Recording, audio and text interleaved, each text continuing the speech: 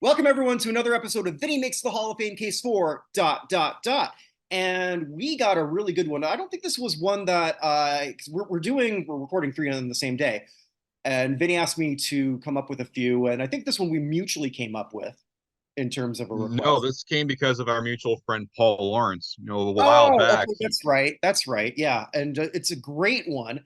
It's someone who is on the radar. He was nominated in 2020, and someone, if you think, well, if he founded the Dallas Cowboys and owned them for 25 years, wouldn't he be in already? But You'd he's not. think, but Jerry Jones supplanted him because he was more visible. Well, he's definitely a different type of owner. We're talking about Clint Murchison, the oil tycoon who founded the Dallas Cowboys in 1960, pretty much as a reaction for Lamar Hunt and then Dallas Texans. It worked. The Cowboys were certainly the more successful in planning their stake in Dallas. Don't worry, everything worked out just fine for Lamar in Kansas City, especially lately. But we have a guy who is, I guess, really the anti-Jerry Jones. Jerry Jones his hands is everywhere. Clint, his hands were, no, I trust the people I've got. And Vinny, I think you're going to I could make a case right now just because he hired these three people: Tom Landry, Tex Schramm, Gil Brandt. Yeah, not only that, you look at Clint Murchison, and you were correct. Absolutely. He is very similar to Jerry Jones in the fact that they were both rich people that came from oil money a little bit. However, while Jerry was very similar to like a George Steinbrenner, where he's very hands-on, attention everywhere, Murchison was not like that. He was very much laissez-faire, very much hands-off in his approach. And I know people that are going to do the right thing. I have a good eye for talent, and I'm going to choose them. They are the football people. I'm going to let them do their thing. Well, I'm going to look at on the business aspect and help grow the Cowboys that way. And sure enough, yeah, they are America's team. Yes, you're correct. It does help that when you had Tom Landry, Gil Brandt, and Tex Schramm at the helm, but there was one guy that was piloting the ship there. He might not have gotten the credit while he was alive, but in his passing, he of course is on this show now, and I'm giving it to him. Clint Murchison Jr. Just a wonderful, wonderful case for the Pro Football Hall of Fame. There's so many other things here too that he didn't come up with. America's team, that was Tex Schramm, wasn't it? Yeah, that was Tex Schramm, but at the same time, I'm sure Murchison didn't mind because No, I'm sure he didn't. But if we just look at that 25-year period, expansion team to America's team, and I'll just go back because obviously I'm a lot older than you, but that dated back when I started watching football in the early 80s. I was told this is Dallas, this is America's team, and they were the team most on TV than any other team when I was a little kid. yeah, And that's when we but there's a lot more than just that. There's a lot more than just that because Dallas is known for the Dallas Cowboys. right. But here's a question for you. What else is Dallas, Texas known for? The TV show Dallas.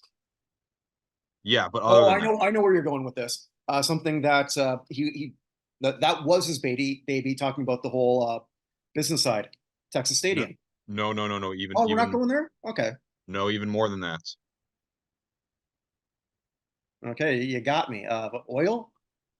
No, it's where JFK was assassinated. Oh, okay, The JFK assassination happened in Dallas, okay. and Is this the tied in with Clint somehow?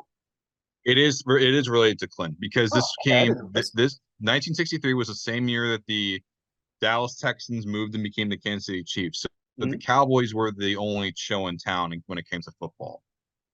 At that time, the team were what a lot of the people gravitated to for a new image of Dallas, because Dallas had the cloud of the JFK assassination over his head.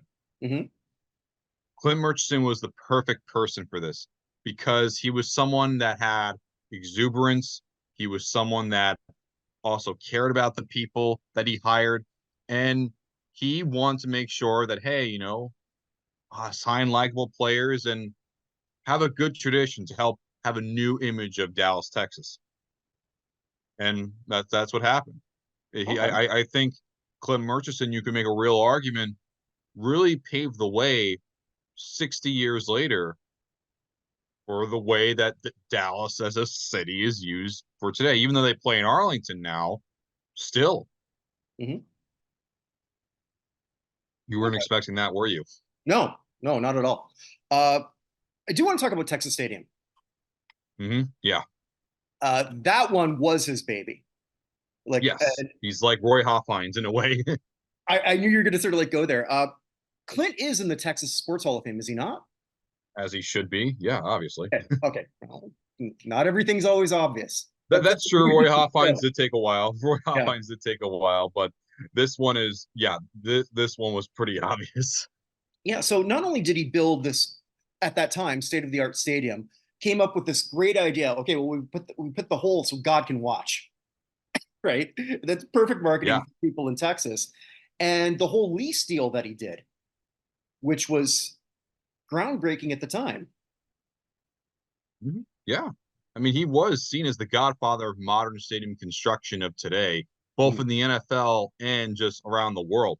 He was also the first ever football stadium to offer luxury suites. Now, that's something that, Carol Rosenblum wanted back in the day. Mhm. Wasn't able to do it successfully, but he was the one that really pushed that idea with that concept. However, Murchison was the first one to put those dreams into fruition.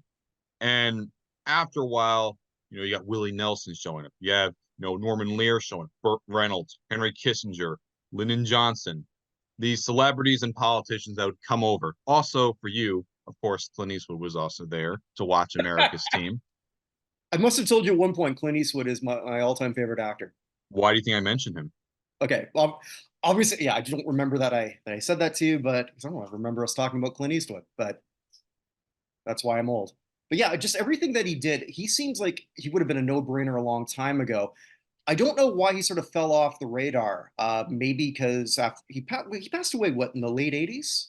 He passed away in 1987, and at that time, He's broke. after he died, the Cowboys were not that good, Yeah. and many people were focusing on, Landry got fired from Jerry Jones, Tex Schramm's gone, and Mhm. you know, with Jerry Jones's personality, it really made Murchison seem like a forgotten figure because Jones was always front and center.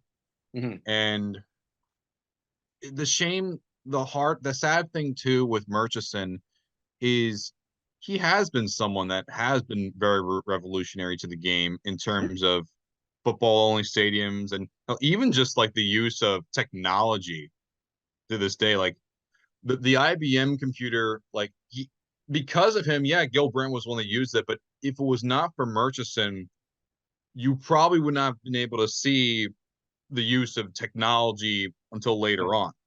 Yeah, And I mean, also headquarters being much larger versus like tiny little offices. Like, no. He was someone that really did care about it and hey, say, hey, here's our new headquarters on the side of like a college campus. mhm. But the sad thing too with him is like Canton, and I this hurts even worse because I was like I'm a huge fan of his. Them saying no to Buddy Parker when he was essentially said, "Oh, you're gonna make it until the 11th hour." It just shows me that as deserving as he is, it really doesn't seem like the voters care at all about these non-players, Oh, despite some voters. being well, Some. the ones that say no, which means like 10 out of the 50, which is how 80%. those are the people that that's essentially their Hall of Fame in many instances. So you have those 10 people that don't care enough about non-players, Mhm. don't think their accomplishments were good enough by their standards, even though I don't think objectively, gloves off, I don't think any of these people would do even close to what Murchison did. Mhm. And it just makes him this forgotten figure, but he is so deserving as an owner. And I know people talk about other Cowboys like Leroy Jordan or Cornell Green or even Darren Woodson, but in my opinion, there is no deserving Cowboy more deserving than Clint Murchison, easily, Hmm. no question. Interesting. Yeah, I just want to punctuate that with not only sometimes when you say people are hands off, that means they don't necessarily do anything. I think we're more saying that he's not micromanaging and he's trusting the people that he hired. Mhm. Uh, and to your point, with making everything state of the art, he also made everyone more comfortable in doing their job. Oh yeah, like You know he what I mean? was he was hands off, It's not better. in terms of like he didn't do anything. No, he did stuff. It's not like he didn't do anything. He did a lot of stuff, but he Right. wasn't like in your face. He wasn't very want to make friends with the media, and I am happy that Jones made the Hall of Fame, but Hmm. I have nothing against Jerry Jones in His there, plastic surgeon won't. but and also Gil Brand, he mentioned this.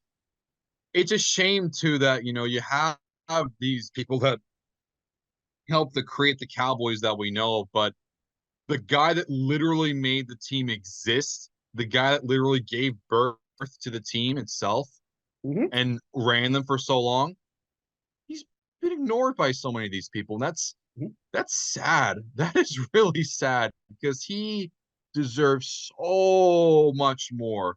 The father of America's team. Mhm. How could you say no to the father of America's team? And maybe that'll be the name they put forth next. Who knows? So I think with that, Maybe, who knows? yeah. So with that, Paul, we hope you like this one.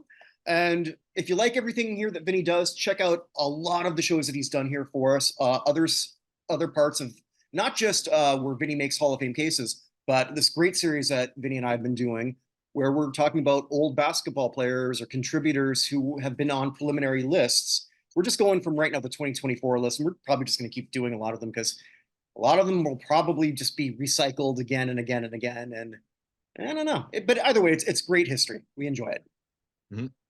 Okay, so we're with that, wherever you are, wherever you may be, make today count. This doesn't come again. See you Unless you guys. have a DeLorean. I don't know, but we'll see. All right. Later.